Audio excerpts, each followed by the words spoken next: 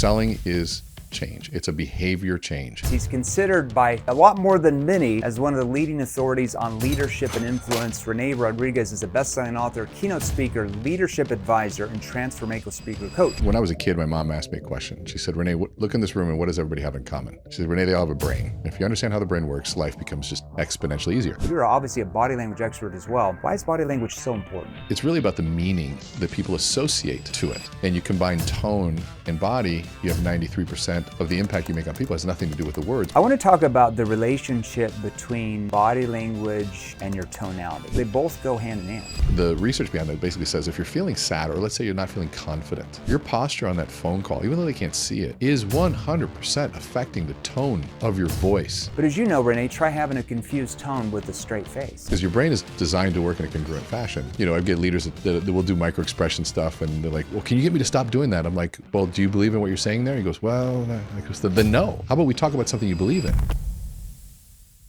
All right, welcome to another episode of Closers or Losers, Jeremy Minor.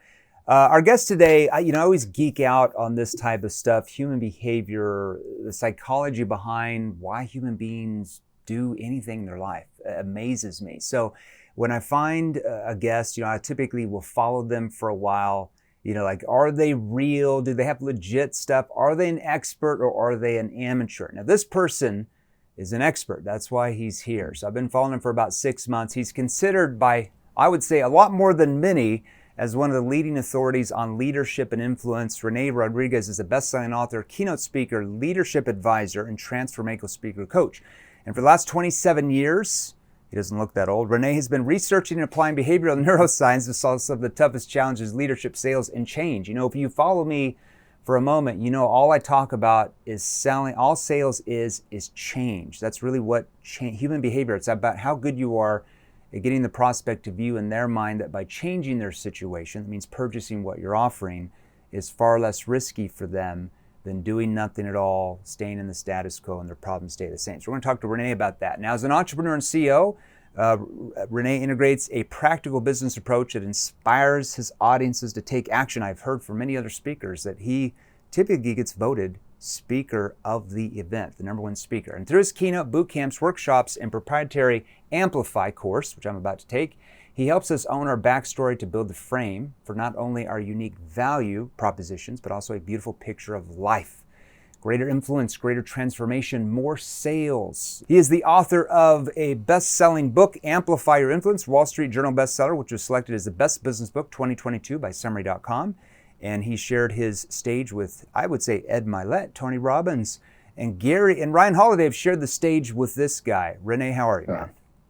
I'm doing great. What an intro, man. Thank you. It's an honor to be here. Hey, I geek out about this stuff, so I want to jump right into it. So let's talk about your book, okay? Amplify Your Influence. Who did you write the book for, and for what reason? It's a good question, and before I say that, I want to echo back. I've been following you and your stuff, and I was telling my team and my wife, I was like, finally a sales trainer is here, and he's arrived, and I get the call all the time, who's sales training? And even though I do it, I'm like, no, you got to call Jeremy. Jeremy's the guy. Start following him and you'll see what I mean. So one, honor to be here. So why did we write the book? In 30 years now doing this, and I got to update that, I've come to realize it's one thing, and you said it right, you nailed it. Selling is change. It's a behavior change. If it's spending money over here, you're going to spend it over here now. If it's behaving this way, you're going to behave that way now. And change, we are biologically built to resist it for good reason. It's just for a very good reason. It's just very hard when we're trying to grow, which makes it hard, which is also what makes it valuable. And so influence to me is what I found to be at the core of what leadership is and at what selling is. And so the way that I talk about influence is we have a philosophical approach. Let's take it away for a minute. You walk in a room and no one notices. You tell a joke and no one laughs. You sell a product and no one buys. You share an idea and no one cares. You cast a vision and no one follows.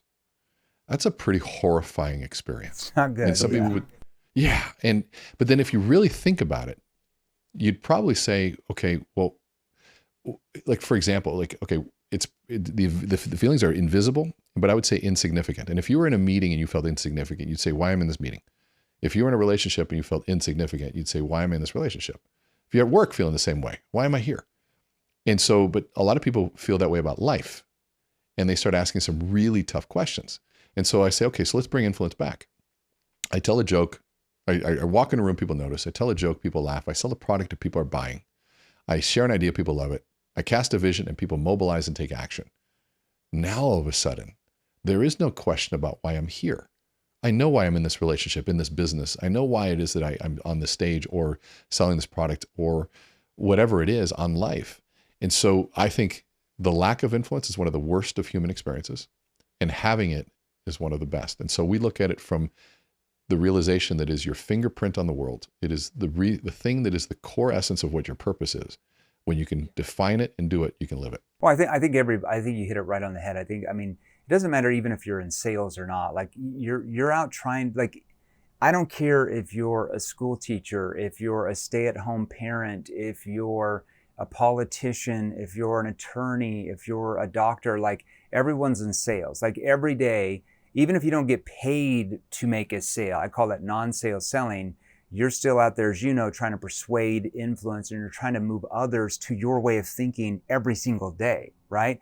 So influence, persuasion, and sales, if you master that, it's really hard to be unsuccessful, like really hard. Like tell me a person that is not extremely talented because they've learned sales, influence, or persuasion that's not successful. Like I don't know anybody. I know lots of people that don't learn that are extremely unsuccessful because of that. Absolutely. It is the core. And everybody says I'm not in sales are usually the ones that don't realize that they are trying to persuade somebody. Kids are doing that. Like ever since we're born, it's in our nature to try to align life the way that we feel best serves us. Yeah. If you're trying to, if you're an employee trying to convince your boss to give you a pay raise, you're trying to influence, persuade, move. If you're an entrepreneur and you're trying to get your employees to follow your vision of where you want to take your company, you're trying to persuade, you're trying to influence. I mean, if you're, like I said, an attorney trying to convince a judge that your client's innocent, see, everybody's in sales and persuasion in some sorts. You're a parent trying to raise your children, to train them to be adults. You're trying to persuade, influence. So like everybody's doing this all the time, right? It's like one of the skills you have to have. Now, I wanted to ask you, I've got a bunch of questions for you, man. Let's do it. Okay, so maybe go over your background in neuroscience. This is really important because I find a lot of people that are out there talking about persuasion, influence, like don't really have a background with the way the brain makes decisions. And I find that odd because my background's in behavioral science, and I'm like, if I didn't know all this stuff, like I couldn't do what I did as a salesperson or as a sales trainer. So tell us your background and why you really are fascinated in that facet. Yeah, when I was a kid, my mom asked me a question. She said, Renee, look in this room and what does everybody have in common? And I was looking at facial expressions and color, skin, and background. She said, Renee, they all have a brain. If you understand how the brain works, life becomes just exponentially easier. And so I went and took that advice and I said, okay, I'm going to learn how the brain works. And so I went to school for behavioral neuroscience. And as I was doing that, I realized that there's two sides to that. And where the frustrating side of science was at the time in psychology is summed up with one of my favorite psychologists of Martin Seligman. And they said that he has a TED Talk where they asked him, they said, okay, Dr. Seligman, you got one word on this interview. We're going to ask you a question. I just need one word. And he goes, great, let's do it. And he goes, so what is the state of psychology today? And he said, good. And I go, okay, hold on a second. No. I think we need a little bit more. We'll give you two words, the whole thing. And he goes back and says, okay, so Dr. Seligman, what is the state of psychology today? And he said, not good. Wait a minute. Okay, hold on. All right, let's give him 3 words and does the whole thing. Dr. Seligman, tell us what's the state of psychology today? And he said, not good enough. And I thought that was so fascinating because at the time, psychology and behavioral neuroscience and all this stuff was about studying what was broken in the brain. You're studying psychosis and disease and issues and trauma and all that stuff. And nothing was done on human potential. And that's where the whole concept of positive psychology came out, was saying, what are we capable of? And that's where I started looking at saying, okay, what's the potentiality of this? How do I apply this research to resolve a conflict, to sell? I was selling cookware, so how do I get it to close a deal? I was 6'3" with a goatee and bald. How do I reduce the stress level of me entering that room so that people feel safer with me? So I was always on the application side of that. And so right now, one of our partners is the co-founder of the Neuro Leadership Institute. And we geek out. He's 30 years in neuroscience. I'm 30 years in applied neuroscience. And we go, okay, how does this work? And he's like, okay, well, this is the research. How do you use that? And he gives me that, and I give him this. And it's I love that. I think you said something important because, you know, when I was in university, you know, my professors would, you know, they had the theories and the research, but not like how to apply it to in a sales situation. Like, here's the right questions. Here's how to use your tone. Here's how to get the prospect to let their guard down so they emotionally trust you enough to tell you what's really going on, right? And so that's what I love doing is taking the research and actually applying it to like real life sales situations. I want to talk about body language in persuasion. You know, I find, you know, salespeople and companies always come to us and they're always like, hey, we need to get better at closing. And I'm like, well, what do you mean better at closing? They're like, well, we need to know how to close at the very end. I'm like, well, that's not when the prospect makes a buying decision. They don't make a decision to buy the car at the end when you use an option close and say, do you want the red one or the blue one, right? That's not when they decide to buy. No. If they say, I want the blue one, that means that they've already decided before you even ask that question. Otherwise, the other prospect's like, well, I'm still looking around, right? And they give you an objection. Yeah.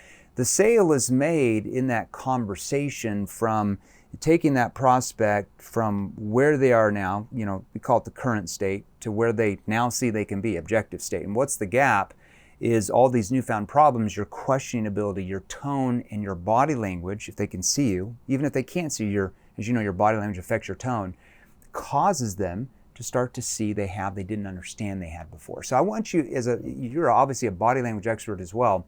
Why is body language so important? Well, if you think about it, one, you know, and I want to touch on something you said earlier too, which is the work you do. One of the things that's so powerful about it is the language choices that you make, that if to the untrained eye and ear doesn't seem like it makes a difference, but those emotional responses and the triggers in the brain that are happening based on the choices and of words that we use. And I watch your videos over and over because you master those phrases that are so critical.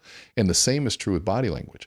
If you go back to Dr. Albert Mehrabian's, which is probably the most misquoted, misunderstood study of all time, around, you know, words have 7% of impact. Oh, yeah, 93%. Yeah, 38 comes from tone of voice, and, you know, 55% is body language or nonverbals. And you combine tone and body, you have 93% of the impact you make on people. It has nothing to do with the words, but it's really about the meaning that people associate to it. And so if you're looking at what we're communicating when it comes to meaning, light travels faster than sound. And so I see you before I hear you. And if you're walking in and your shoulders are hunched or you're not making eye contact, there's all of these subconscious cues that are being sent to this part of the brain called the reticular activating system that's like this radar, and the amygdala that's looking for threat. It's looking at those little underlying pieces that is constantly seeking congruency. And that's the piece that people don't understand. Like, you know, we train people to be on stages and they go, well, can you be effective on stage trembling? And they say, no. I said, well, hold on a second. Okay, so if I'm trembling and you see my hand tremble and I'm trembling and I say, gosh, I'm so excited to be here. The 2025 plan is going to be great. My words are saying it's great, but my body language is saying I'm shaking. And so there's an incongruency there. And so, and they go, well, you can't shake. I said, no, watch. I'm shaking still. And I go, guys, as you know, talking about this is not easy because I'm shaking because this actually means a lot to me. This means a lot to all of us, and all of you mean a lot to me. And so now all of a sudden there's a congruency, and I'm okay with the shakes because now, into our conversation earlier, we have framed it and we have owned the frame that surrounds the shaking, which means this means a lot. If I'm crying on stage, and sometimes I get emotional, I say, guys, I'm emotional because this means a lot. Yeah, so it's framing. You're raising your status in the prospect's mind. It's so true. The survival part of your brain is an interesting creature in itself, you know, because you could be walking across the street at a grocery store, right? And a woman yells like really, really loud, and instantly you're gonna like, am I safe? Your survival brain just reacts, right? It doesn't even hear the words she said. It just hears the tonality, right? So you're reacting, am I safe? And then, you know, then our brain starts to like interpret the words, and then, you know, neocortex is like, oh, she's just telling her son to be careful crossing the street. But it's interesting, because we train a lot of companies and salespeople how to cold call as well. And they think it's like these magical words, which some of it is there. But I'm like, it's really in your tonality, because if you sound like, hi, my name is, I'm with XYZ company, the reason why I'm calling you is, well, you sound like everybody else cold calling them. And instantly their brain has a script to what to do to that, because they've heard that before, right? So I have to interrupt that pattern, because they don't have a script for that. So it's quite interesting what you're talking about here. 100%. And I love that too, because you're pointing out we can have an emotional response to something 5 to 7 seconds before we're consciously aware of it. And we will show that emotional response on our body before we even are knowing. Someone's like, hey, something wrong? You're like, what do you mean? What's wrong? I'm fine. And then a minute later, they're like, yeah, well, of course, yeah, something's wrong. It's like, well, I was giving it away earlier, because there's that, and this is where it gets really fascinating and scary at the same time, that there's us, like you and I are having a conversation, but there's another part of us that is monitoring constantly. It's that system 1 and system 2 concept.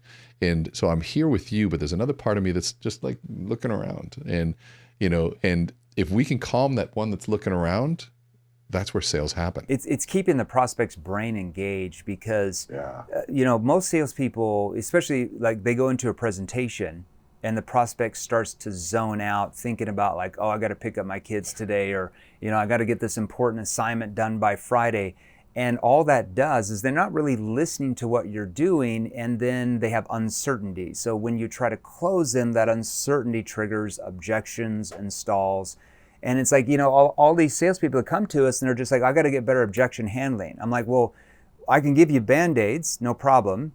But what if we taught you how to prevent most of the objections from happening in their brain? Because to me, that would be it's a lot easier to sell when I prevent most of the objections from happening. Objection prevention, you know what I mean?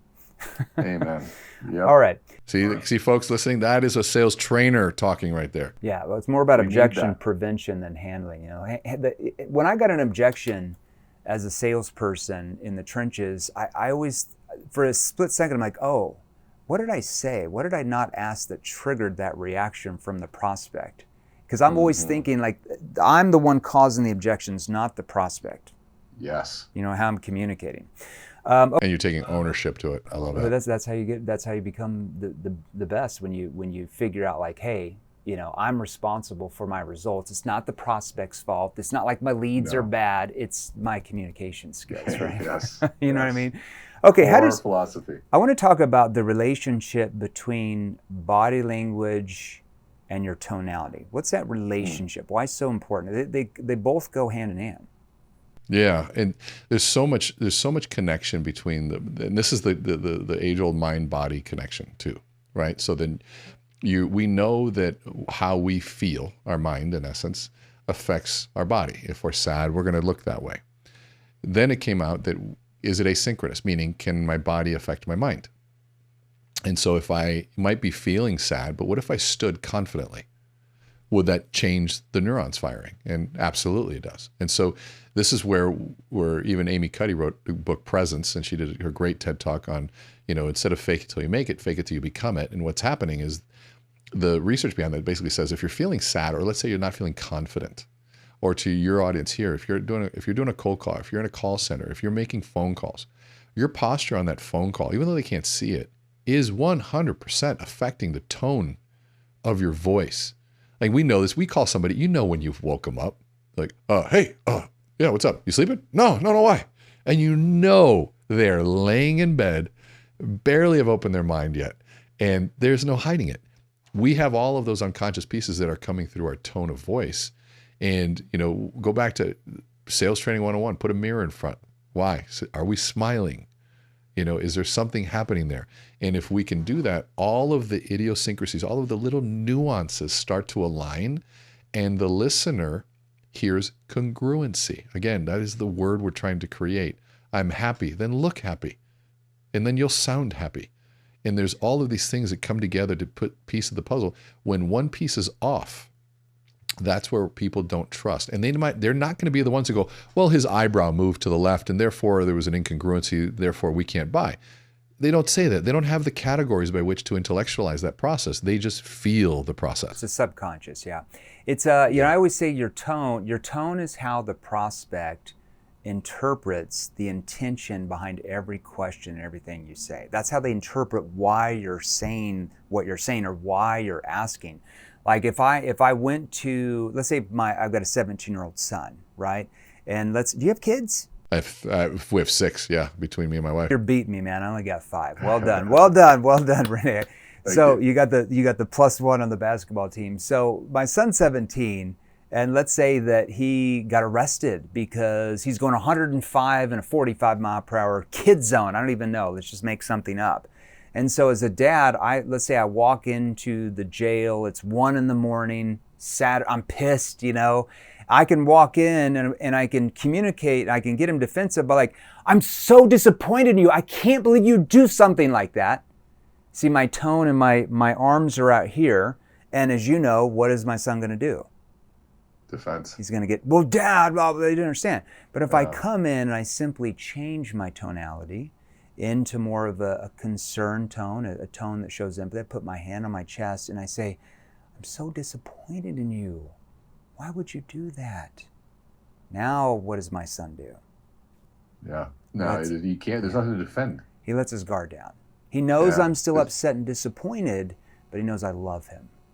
I do this example where I'll walk the room. We have another course called Engage. It's more on trust and teamwork. And I'll have a handful of markers. And they're sitting in a circle around me. And I said, so what if I walked in the room and every time I spoke and I'll just launch a marker at somebody, you watch them, and then I'll launch it over here. And then I pretend to throw the third one, but the whole roll goes like this.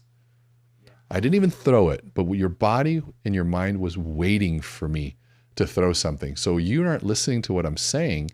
You're waiting to defend yourself. And if you're that speaker, and this is where it comes down to what you're saying, if we have even a history of being that person, and we walk in the room, they're already defending something that's coming. And part of our job is to be somebody that's easy to listen to, which is really, really hard. It's getting them to let their guard down.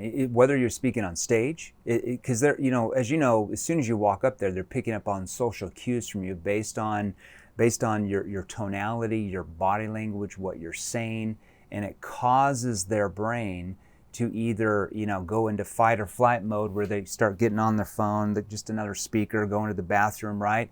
Or triggers enough curiosity where they want to engage and they're just like, what's going on? This is interesting, right? Even as a speaker, especially in sales, if you're selling one-to-one, it doesn't really matter.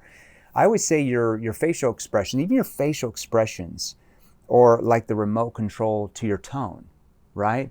So like, my second career, I was in B2B enterprise level sales, selling like debt relief services. I'm calling like large companies, Fortune 1000 to probably the top 5,000 companies. And, even on the phone, cold calling, I still had to, in certain circumstances, you change your face. Look, I'm not, hold on, walk me back. What did you mean when you said you're having issues with like the debt? See, that's a confused tone. My facial expression shows that I'm confused. Now, they can't see that, right? But as you know, Renee, try having a confused tone with a straight face. Yeah, no. Yeah, it's impossible. It's so, like, wait, here's a fun example. If you're listening to this and you can try this, like we call it create a neural traffic jam. Because your brain is designed to work in a congruent fashion. And I get leaders that will do micro expression stuff, and they're like, well, can you get me to stop doing that? I'm like, well, do you believe in what you're saying there? He goes, well, then no. That's the response you want. How about we talk about something you believe in first, and then that'll magically change. But if we say, okay, if we think of our eyebrows are curtains, so you can open the curtains, which is really nice things, just like open them up and you see my eyes, hey, how you doing? But try closing them once. Like close your curtains really hard. So that means like scrunch your eyes like that, and now try to smile at the same time. It's just weird. And they don't go together. And so, so there's a lot of, and you don't have to be a body language expert. This is what I hope you guys that are listening, you don't have to be an expert to understand it. You just have to start listening to it and paying attention to what's going on. So true. I always say, listen to what the prospect means, not just what they say. Those can be two different things. Like if I lean in and ask like a commitment question, like, do you feel like this could be the answer for you? And they're like, yeah. Well, a lot of sales people are like, okay, great, and they're ready to, assume the close here. But what I just heard is uncertainty. What I heard is, you seem a bit uncertain when I asked that. What's behind that? Well, I'm not sure about, see, I'm hearing uncertainty. I'm listening to what they mean, not just what they say, because I'm reading their tone, right? Gold, absolute gold. And that's such a great example too, that if they're so stuck on making a sale, they're losing sight of all of the cues that are going to guide them there or guide them away. That's the other piece too. Like sometimes we shouldn't be closing a deal, and that's totally fine. Like I remember I was told two big lessons when I got cut from my basketball team going into in college. My sophomore year, I asked an executive, "What's the one thing I need to do to be in their shoes when I get older?" And he looked at me and smiled and he said, "You learn how to sell. If you learn how to sell, you'll always be employed." And I was like, and this guy ran a $25 billion company. And then the other piece was, build a career, don't make a sale. And that's what you're talking about there, is that piece of really listening to what's going on. 100%, because you make sales because you listen to what they mean, not just what they say. You lose sales because you don't listen to what they mean. You assume that you want it to mean something when in reality you can tell by their tone they're not on board. So I need to learn what their concern is, help them overcome it, and then loop back around and close the deal. Now, you talk a lot about hand and arm movements and how that affects how people perceive you. Maybe elaborate on that. Yeah, so there, if you look at, and one of our videos went crazy viral, like 26 million views of just making one movement where you get somebody on stage and their hands will be by their sides. And then I'll stand next to them and I say, okay, so notice who are you paying attention to? And I'll put my hands in the position you have them right there, right? Right above your belly button and in this sort of ready position. And but between your belly button and your eyes is what we call the influence zone. You had another great name for that place. And so it's just the trust zone, right? And so you're in there. What it shows, and it tells the brain, oh, this person is about to do something. They're confident. They're ready for the game. I can throw them a pass. I can ask them a question. They're engaged versus hands down, you're not. And the brain is following those different elements. And so then you look at even the studies that they did on TED Talks. And they looked at the top quartile, top TED Talks and the bottom ones.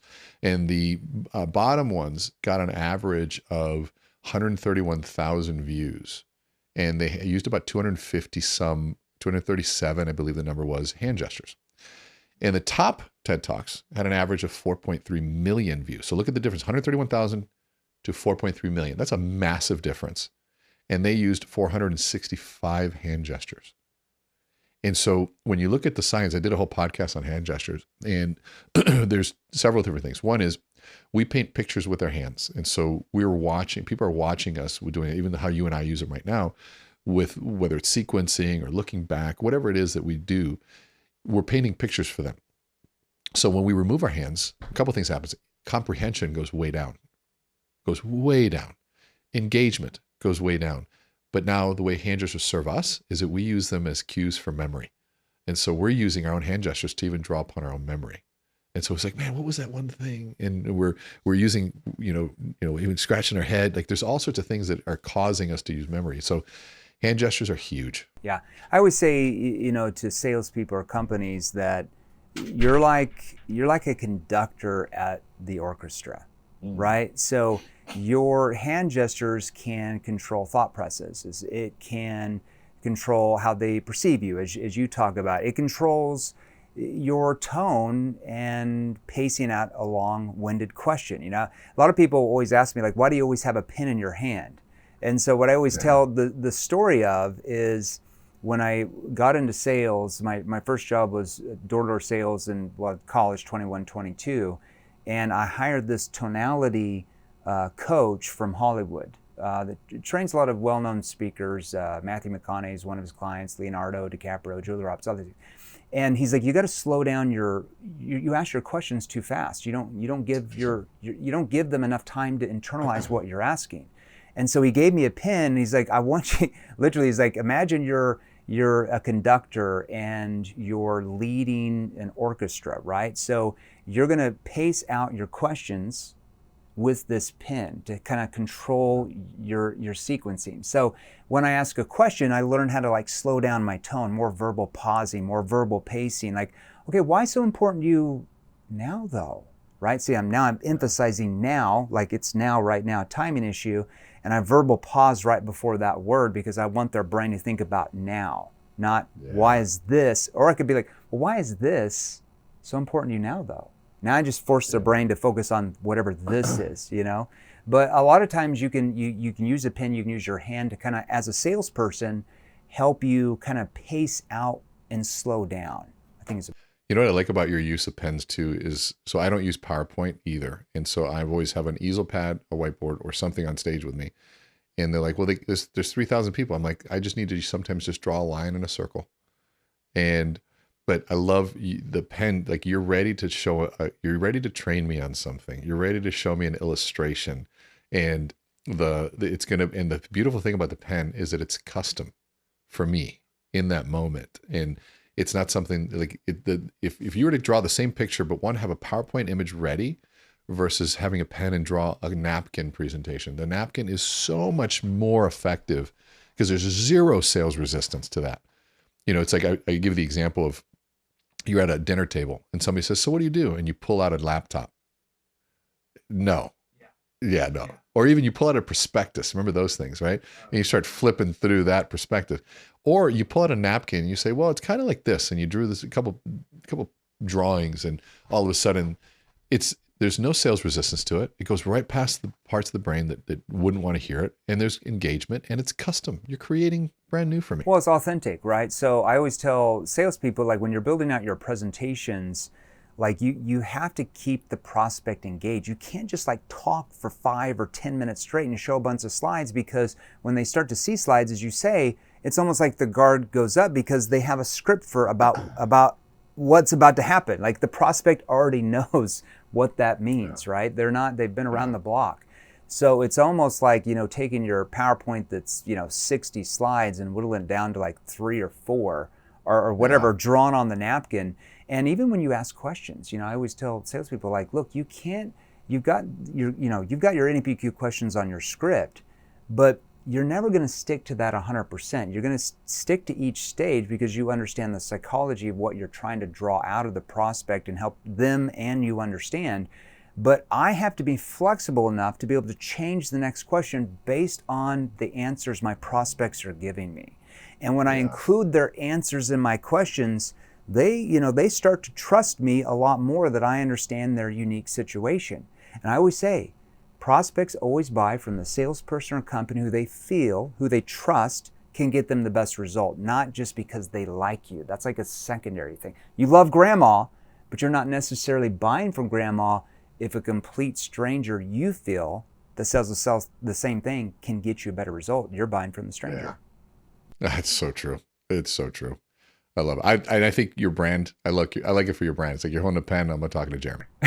You got the pen. Now I got another question for you, because Brad was talking about you a couple months ago when I was up at the offices in Lightspeed, and then I saw what he wrote on your website. How did you take Brad Lee, who's the founder of Lightspeed Virtual Training, who's a speaker as well, and turn him from a talker to a speaker? What did you do?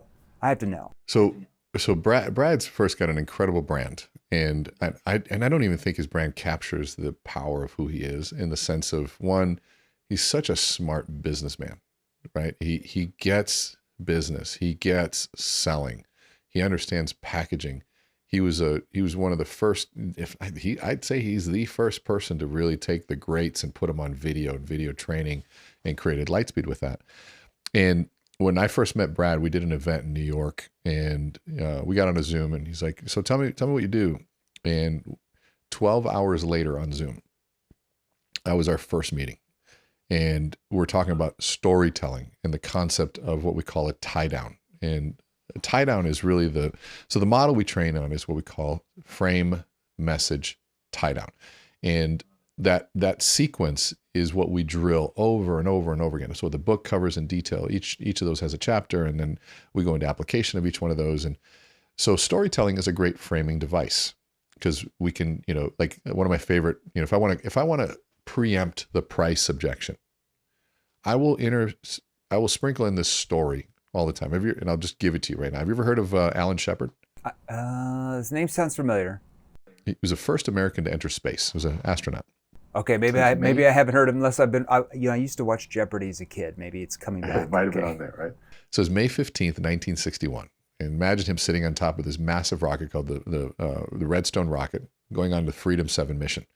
And so, as the first American, which means he's sitting on a hunk of this big hunk of metal, full of rocket fuel, with engineers going, "We think it's going to work this time." And so a reporter gets to go up to him and say, "Mr. Shepard, you're about to be launched off into space. Like, the world is watching. We want to know what's going through your mind." And his answer will forever go down in history when he says, "The fact that every part of this rocket was built by the lowest bidder." And so such a beautiful story of history to be able to remind people of 2 points in the transaction. One is the moment of purchase. And I call it a moment because it's a fleeting moment. And in that moment of purchase, we're thinking about interest rates. We're thinking about payments. We're thinking about how do we cut corners and lower costs. What we forget about is the time of performance that's in the future, when that product has to do everything that we need it to do. And I guarantee you that he was not thinking, did we buy the cheapest material? Were we on budget?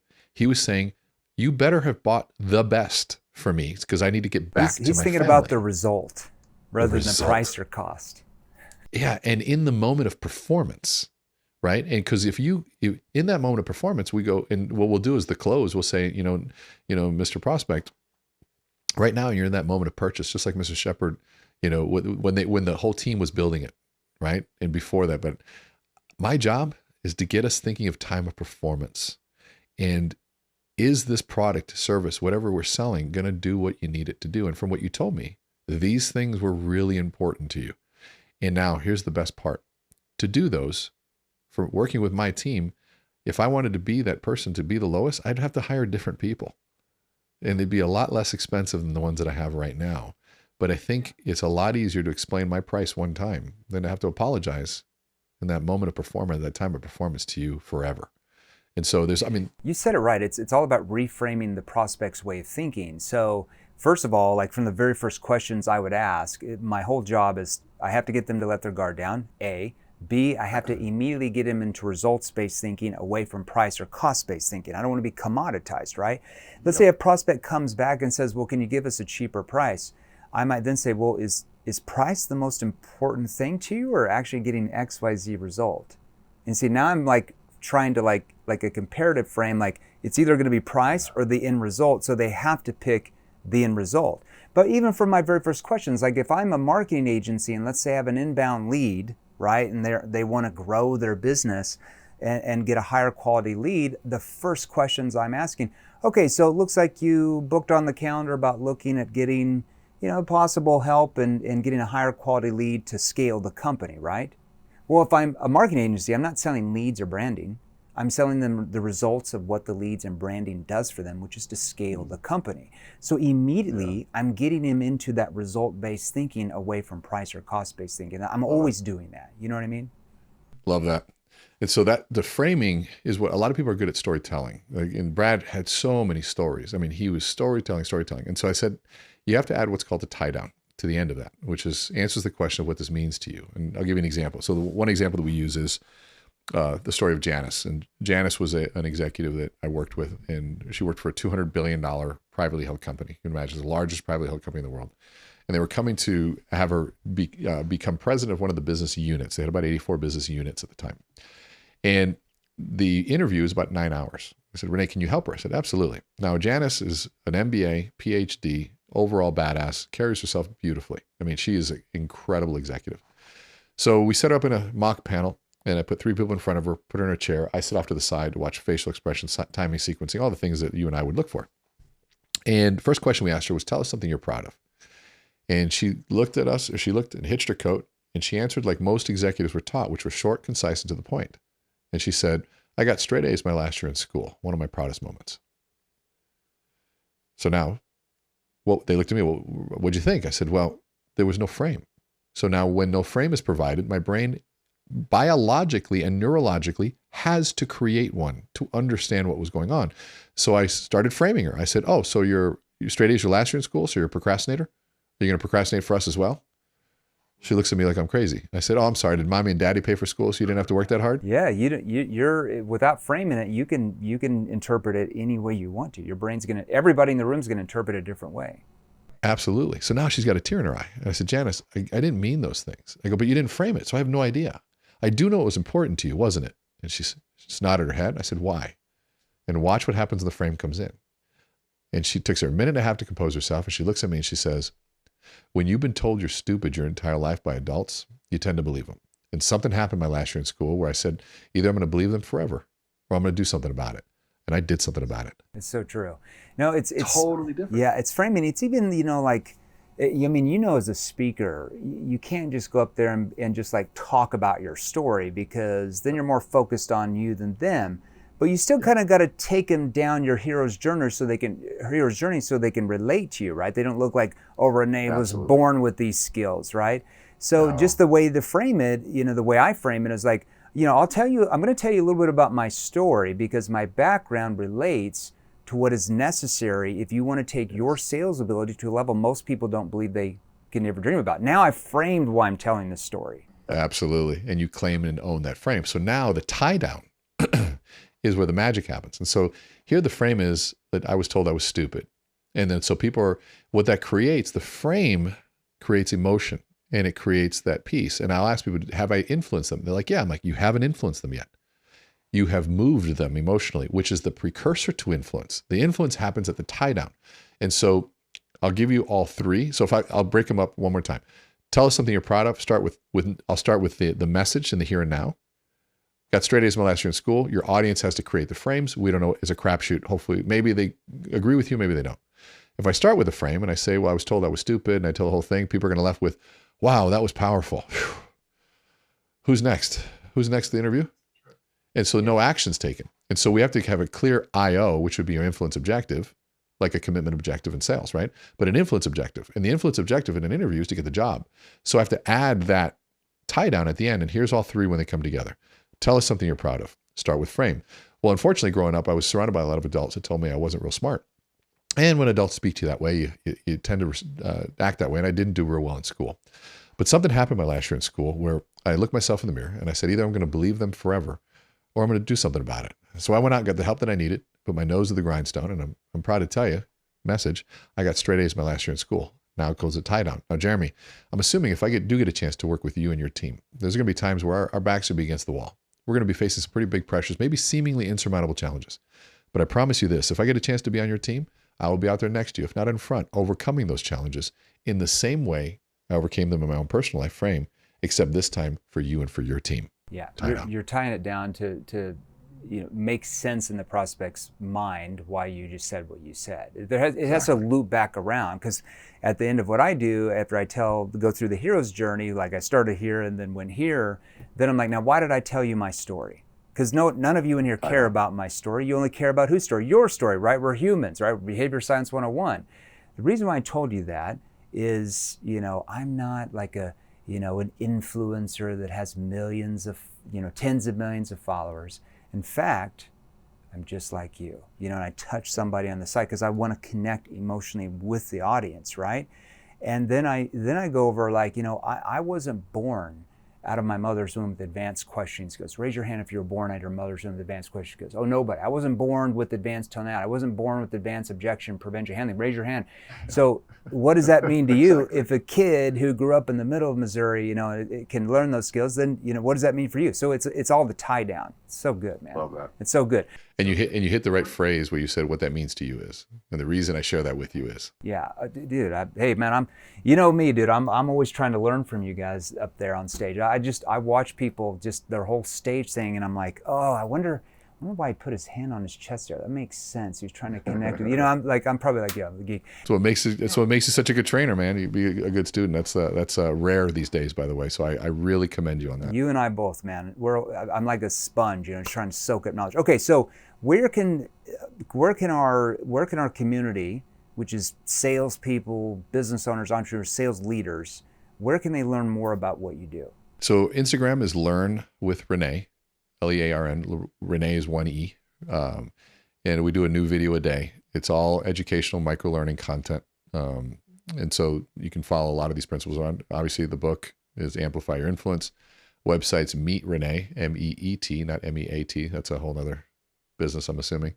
But meetrene, RENE.com. And those would be the best places. And soon something yeah. So yes. Perfect. Everybody go buy his book right now. Look, if you want to learn more about sales, persuasion, influence, you really want to study body language, tonality, all these frames that we just barely started mentioning here.